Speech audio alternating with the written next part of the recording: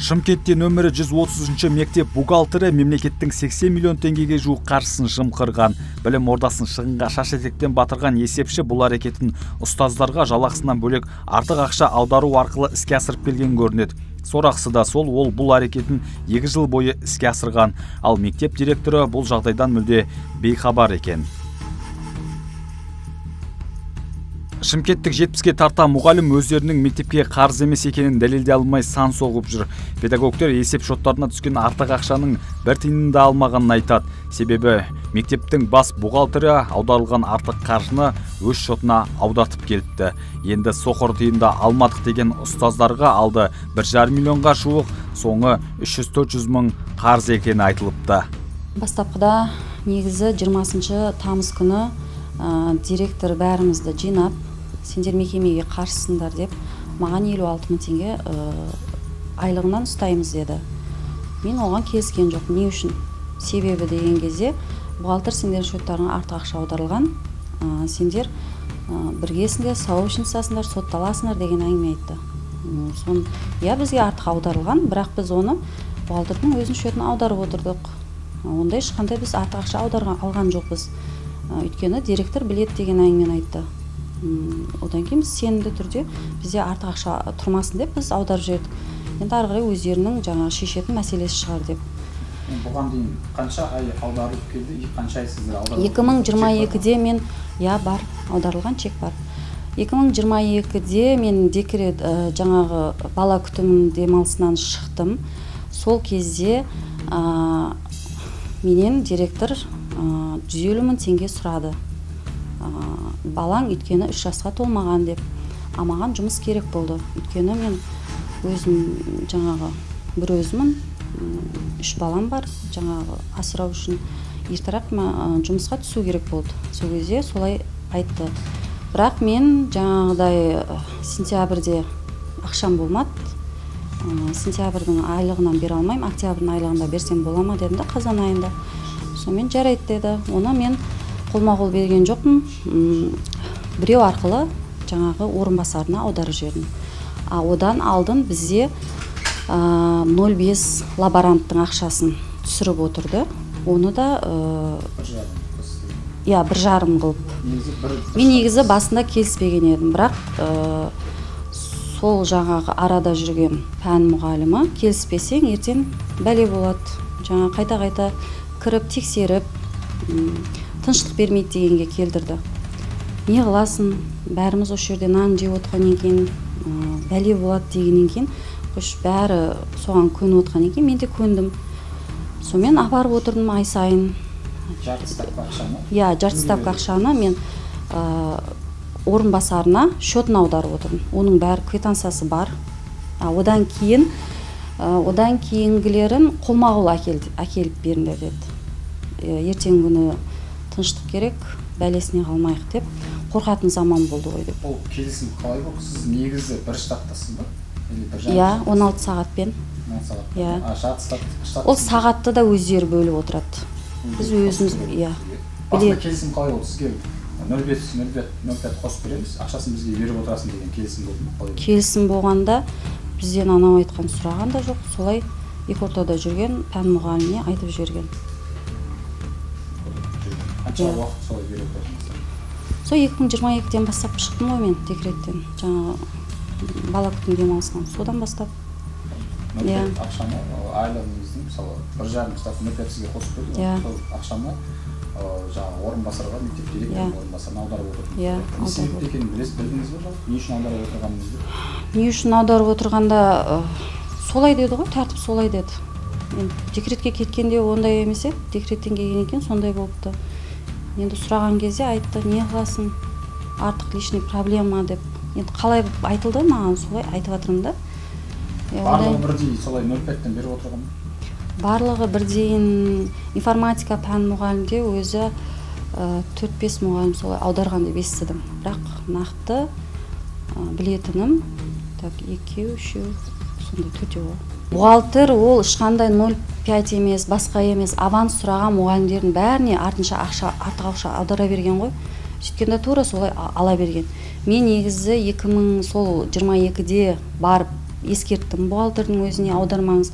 Одан кейін арада аудармай жүрді да, кейін тағы да бір аванс сұрайтын кезде тағы да аударып жіберді. И мен ескерттім, енді аударсаңыз мен жазатын жерге жазам деген кезде директор білет деген сондай не қылды. Егер сот солай шешім шығарып берсе, біздікі де енді дұрыс емес шығар, жаңағы шотын аударып бергеніміз, біздің жаңағы заңды білмегеніміз болып тұр ғой. Егер солай шешім шығарып берсе, мен одан қашпаймын. Егер мен өзім жеп қойған болсам ол ақшаны, мен төлеуге мен толықтай келісім беремін. Енді директор айтады, бізге келіп, маған келіп ескертпедің ба дейді. Мен ескерткем. Май айында осының кішкене шет жағасы шыққан кезде май айында кірдім жеке. Бар мәселені айтып бастаған кезде, сенің ода шаруаң болмасын деп өзі шығарып салды. Сосын мен ары қарай араласқым келмеді. Өздерінің проблемасы екенін ары қарай өздері шешіп алар деп. Сіз сияқты қаржы түсуі қанша мұғалімдер? Естуімше 70 шақты деді. Қанша ақшадан? Енді оның ішінде орынбасарлар да бар екен.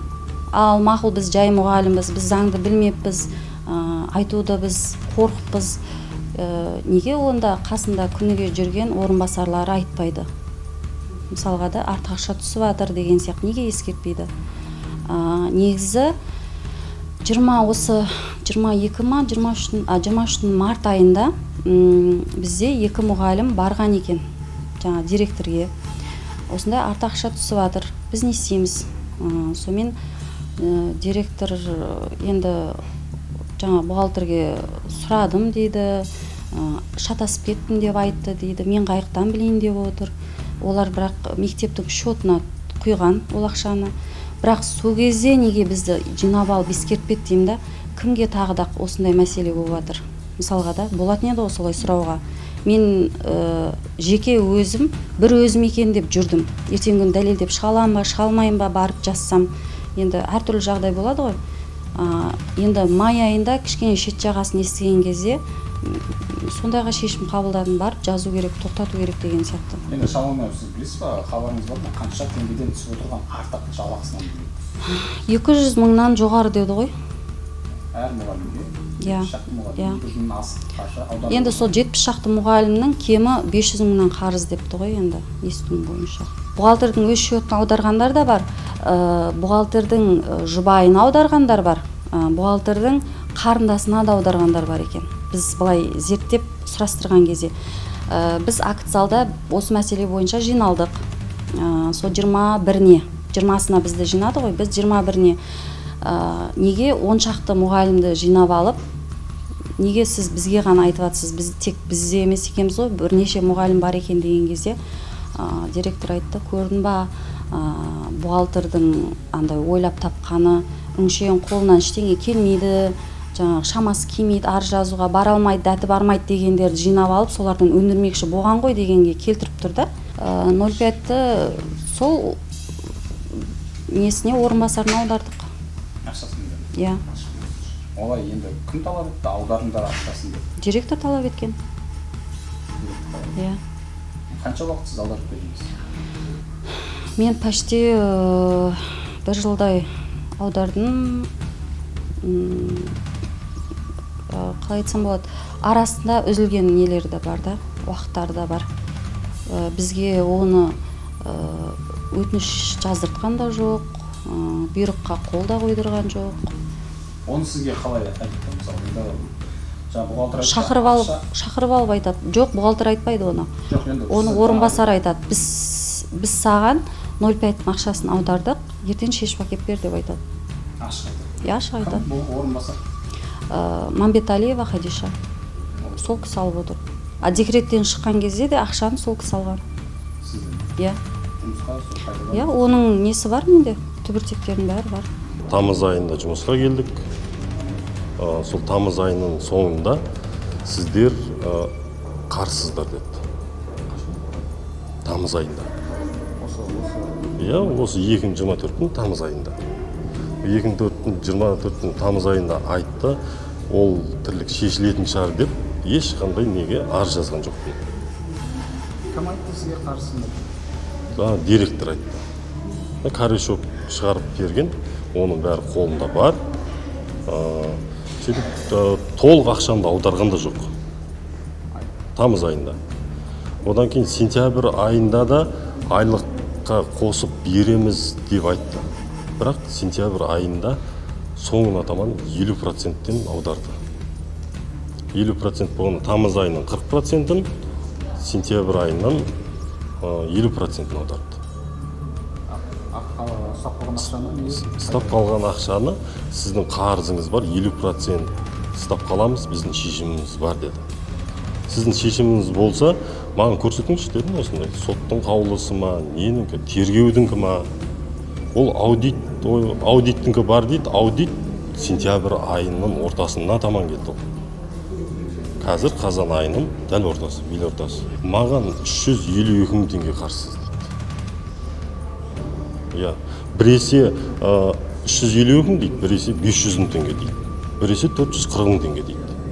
Әртүрлі, әр барған сайын бухгалтерге кірген сайын әртүрлі айтады. Негізі сізге артық ақша аударылып келді ме? Маған негізі артық ақша аударылып жіберілген. 2022-де. 22-нің июнь айында аударылған маған. Қаншада айына қанша артық ақша аударылған? Маған артық ақша аударылған 440 мың теңге деп жазылды. Мен өгізде шотым арестедім. Шотым аресте болған. Кейін бухгалтер келді маған. Ұлан деген осы бухгалтер бар еді бізде. Дадабай Ұлан деген кісі. Сол бухгалтер келді да маған, Бауыржан, саған артық ақша аударып жібергенім, маған шешіп бере аласың ба деді. Ұлан, менің ақшам, шотым аресте дедім. Мен айлығымның тек қана 50%-ін ғана шешіп алып жүрдім дедім. Өйткені менде транспортный көлік жөнінде, одан кейін 1-2 штрафым бар, штрафтарым бар, солар жөнінде маған ұстап қалған еді. Ол транспортныйның өзі 300 мың теңгеден асатын налогы. Соны төлемегенім үшін шотымды арестке қойған еді. Ай сайын қанша артық ақша аударылды? Ай сайын емес, маған бір-ақ рет артық ақша аударылған. Бір ғана рет. Қазір сол 450 мың теңге деп мен шотымда да тұр өзімнің. Артық ақша аударылған. Аударылған. Жалақыммен бірге аударылған. Жалпы сома қанша аударылған? Жалпы сома 600 бір нәрсе деп көрсетіп тұр. 689 мың теңге деп па, сондай деп көрсетіп тұр. Енді осыны сізден қайтартып қалады? Соны маған қайтарасын сен дейді. Қазір мысалы менікі тек қана 2022-де ғана 23-24-тегілер де бар. Кеше ғана мысалы менімен бірге істеп жүрген жігіттер бар. 24-тің соңғы 30 күсінде осы 30 күсінде түскен 500 мың теңгеден түскен ақшаны тиын бар деп айтып жатыр. Кім айтты оны? Директор айтты. Кабинетіне жеке шақырып алып келіп 500 мың теңге. Ал мектеп директоры бұл жағдайды жақында ғана білдім, сондықтан менің бұл іске мүлде қатысым жоқ деп отыр. Сөзінше, ағымдағы жылдың мамыр айында Абай аудандық прокуратура тарапына тексеріс жүріп, бас есепшінің 2,5 миллион теңгені өзіне заңсыз аударғанын анықтапты. Сөйтіп бухгалтердің кінәсі дәлелденіп, жаза арқалаған көрінеді. Міне содан бері мектептің бас есепшісі төбе көрсетпепті. Ал 70 мұғалімнің мойнына ілінген 80 миллион теңге арадан 2 ай өткен соң ғана белгілі болған. Мектебімізде кішкене қиын жағдай болып тұр. 2024 жылдың тамыз айында бізге Абай аудан прокуратурасынан тексеру келді. Қала бойынша 9 мектепті тексерді, соның ішінде біз де бармыз. Сол тексеру барысында 2024 жылдың июнь айында, мен 24 июнь айында мен отпускіге шықтым. 25 июнь айы мені Абай аудан прокуратурасы шақырып, осындай Дадабеков Ұлан, бас есепші, сіздердің мектептердің жаңа айлық жалақысына, өзінің жеке айлық жалақысына 2,6 миллион теңгені аударып алған заңсыз деп маған хабарлама берді. Дадабеков Ұлан 2021 жылдың ноябрь айында 2024 жылдың июль айына дейін бізде мектебімізде бас есепші болып жұмыс атқарып келді. Енді ол 2024-тің тамыз айында 2024-тің июнь айында мен өзім официально 24 июнь айында официально отпуск еңбек ақысы демалысына шықтым. 25 айында прокуратура мені шақырды. Дадабеков Ұланның осындай 2.600.000 теңгені өзінің заңсыз өзіне аударған туралы маған баяндап айтты. Ол жерде кішкене Дадабеков Ұлан екеуміз бір жаңа сұрақ қойған барысында Ұлан сол моментте қазір мен намаз оқып келейін, сізге бәрін түсіндіремін деп шығып кетті. Бірақ ол жерде маған Абай ауданы прокуратурасында түсіндіріп айтты, что ол өзінің несінде түсініктемесінде, то что мен олардан сұрадым, қай аралықта бұл ақшаны өзіне аударған деп сұрағанымда 2022 жылдың жаңағы июнь мен июль айларында деп, во время отпуска, сіздің отпуска демалыс еңбек ақыңыз демалыс кезінде деп түсіндірді. Ол жерде түсініктемесінде Дадабеков Ұлан жаңағы 200.000 теңгені 2 миллион теңге деп ойлап білмей аударып жіберіп жаратып жібердім деп түсіндірді. Бірақ ол жаңағы өзіне аударған сумманы 2.700.000 қылып құйғанын квитанциясын көрсетті сол жерде. Мемлекетке мемлекетке қайтарып қойғанын көрсетті. Бұны ары қарай департамент экономических расследований өздері прокуратура сол жаққа тапсырған бұл істі. Сол жақта бұл істі қарады. Ол бойынша ол жаққа да бардым, ол жаққа да түсініктеме бердім. Түсініктеме беріп, енді ол жерде маған бұл іс жабылғанша, бұл іс не ағанша ешкімге жаңағы бұл туралы баяндамайсыздар деп айтты. Қазіргі таңда бұл іс бойынша уже істі болып, ол бухгалтерім 11-ші осы октябрьде соты болыпты оның. 11 октябрьде соты болып, сотында ол енді өзін кінәлі танып, бірақ ол сотына мені шақырған жоқ. Сол соты бойынша жаңағы оны кінәлі деп танып, 2,5 жылға сотталды деп естідім. Мен отпускке кеттім, отпускіден 18 воскресенье күні, уже мен отпуска уақыты аяқталды. Сонымен 19 күні жұмысқа түсем. 19 күні жұмысқа түсіп, 20 күні жаңағы айлық бойынша проблемалар шыға бастады. Сонымен айлықта енді мен оны бар ойым жаңа аванс шығар деген ой болды. Өйткені енді қаншалықты адам ондайға барады деген ой болмайды. Өйткені бүкіл мен мұғалімдерінде оған сенген. Бізде сендік негізінде сөздің шыны керек кезде намаз оқитын жігіттер көбінесе енді жаңағы қалай айтсам болады. Енді бүкіл мұғаліммен мен сұрақ қалған кезде бәрінің айтатыны сол болып шықты. Енді былай айтқан кезде, сонымен 20 күні мен жаңағы тізімді шығарып береді маған, шығарып берші қанша мұғалім қарыз деймін. Ол тізім ішінде 38 мұғалімнің тізімі шығады. Оның арасында көбісініңкі жаңа 600.000, кешіресіздер, шатасып кеттім. 2.000 теңге, 6.000 теңге, 5.000 теңгеліктер де бар, 30.000 теңгелік, 40.000 теңгеліктер де бар. И маған көзге түскен бір 10-11 адамның үлкен суммадағы ақша көзіме түсті. Мен бірінші енді оны официально жиналыс қып жасаған жоқпын, шақырма мұғалімдерді деп шақырттым. 10 шақты мұғалім келді. Сол келген барысында мен мынау не қарыз, аванс дейін десем, аванс бұндай сумма болмау керек. Аванс қайтарылмаған десе, мынау не сумма деп мен сұрадым олардан. Біреулер жаңағы, апай оны біз Дадабеков Ұландан мысалға 150.000 теңге аванс сұраса, 150.000 артық аударып жібергенде 300.000. Сөйтіп олар айтады, апай біз 150.000 сұрадық қой дейді да, мынау артық дейді. Онда қайтарып саласаңыз, мен реквизитный счетқа саламыз дейді. Сонымен көбісі түсінбей сөйтіп салып жібереді. Сонымен енді ары қарай жаңағы сол жерде енді мен сен не істедің деп сұрақ алам ғой. Сол сұрақ барысында ішінде 2 адам маған айтады, біз қолма-қол бердік дейді. Бірімен 28 аралығында өзіміз мектепте тексеріп жатық, бірақ сонда да мен 23-де қалалық білім бөлімі басқармасына полный тізімді апардым. жаңа 38 тізімнен бөлек қалған мектептің полный тізімін шығардым и жаңағы 38 мұғалімге тізімін шығардым, ояққа апарып жаңағы көрсеттім. Одан кейін барып өзіміз ары қарай жаңағы сұрақ алып, сосын Абай ауданы прокуратурасына алып бардым. Абай ауданы прокуратурасына 4 сентябрьдің 9 күні алып бардым. Енді сіздің маған айтқыңыз келіп отырғанды түсініп отырмын мен да.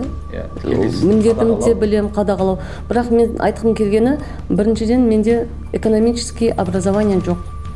Мен аудит сияқты ол жерде, енді мен сіздерге айтып түсіндірейін, ол жерде біз протокол толтырдық тексеріс барысында. Бұл жерде мысалға өзіне аударған 2,5 миллионды біз көрмеу үшін, байқамау үшін, мысалға қарызы жоқ. Айттым ғой бір мұғалімге 700 мыңдай қарыз тұрды мойнында деп. Соның 500 мыңын анаған аударған, бірақ оның шотына түспеген да, бірақ сода көрсетіп тұр да, соның шотында болып тұр. Аударылды деген сияқты. Ондай ауада ұшып жүрген нәрсе көп. Оны бәрін аудит отырғызып беріп бізге өзі бетіп жаңағы неғылып, чтобы тағы да біреуге артық деп, ол да қарыз қылып жазып жібермес үшін бірінші отырды, сонымен айналысты ол кісі. Жаңағы барлығын жаңағы сода ауада жүрген, ұшып жүргендердің бәрін отырғызды. Көрсетпеген біреуін бір орынбасарыма іліп қойған. Оны шақырып аламыз. Әй, не мына қарыз? Ол жүгіріп жүріп ашып тексеріп береді, оның шотына түспеген болып шығады. Сондай сияқты да. Сөйтіп ол тексеру барысында енді мен могу ключті қосып, ашып, мұғалімдердің тізімін көріп шығамын бетіп. Мысалы, айлықтары мынанша. Енді 200 адамның әрқайсының айлығын мен наизусть білем деп айтамаймын. Ол жағы түсінікті ғой, бірақ енді сіз басшы ретінде мынау, сіз қол қоясыз, қарайсыз, сіздің жаңа енді қараңыз, мен ЭЦП ключімді жаңа пайдаланатын кез болады, жаңа ойбай кейбір ақшалар отырмапты деген сияқты да, барып көрем, ашам. Мысалға мен тығыз жиналысқа кететін уақытта бітіп ашып қарайым, самый главный мен мұғалімдерім түгел жаңағы бітіп қарайым, ақшалары, айлықтары тұр. Енді мен ол жерде калькуляторды алып алып есептеп, мынаның авансы бар ма, мынаның замені бар ма деп отыратын уақытта болмайтын кез болады ғой. Біз жүгіреміз ана жаққа, мына жаққа. Қарайым, самый главный мен мұғалімдерім түгел, ішінде бар, қарадым, бір-екі нәрсесін қарадым, бірақ менің жаңағы экономический образованием болмағандықтан жетпеді мен оған есептеуге. Ананы бетіп қарағанда жасырып тастаған деп сіздерге бағана айтып түсіндіріп жатырмын ғой. Карышок екі түрлі болып тұр. Мұғалімдер соны түсінбей маған сұрап келеді, апай, неге біздің карышогымыз екі түрлі беріп жатсыздар дейді. Біреуі жаңа ұланың өзінің аударған айлығы бойынша карышок. Оны ана бухгалтер өзі есептемеген екен, өзі аудармаған екен, өзі қолынан жазып бермеді ғой енді точнасын. Соның қойып болған карышогын беріп жіберген ғой барлығына, міне деп. Осы аударған қаражаттарда сіздің қолыңыз, сіздің мөріңіз бұл. Мынандай қағазда ма? Ондай қағазда жоқ. Ондай қағазға вообще көрсетпеген ведомствоға. Бұл енді кеше аудит маған біраз нәрсені түсінді. Апай, ол неге көрсетпеген деді. Өйткені ол тек тупо ана неден 11-ті өзгертіп тастаған деді. Өйтіп алып қойып 11-ті өзгертіп тастаған деді. Оны сіз анықтай алмайсыз оны деді. Яғни бұл іске сіздің мүлде қатысыңыз жоқ. Бұл хищение бюджеттің средстволары ешқандай сіздің. Егер менің қатысым болса, мен неге бұны ашып, 10 мұғалімді шақырып алып, сіздер неге қарсысыздар деп сұрақ қоям. Мен өзім қастандық жасайын ба, мен осы мектепте жұмыс жасайын да.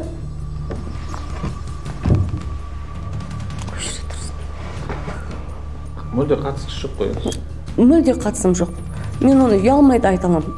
Сіз даже білмедіңіз де. Мен даже білмедім де бұны. Өшіріңізші өтініш.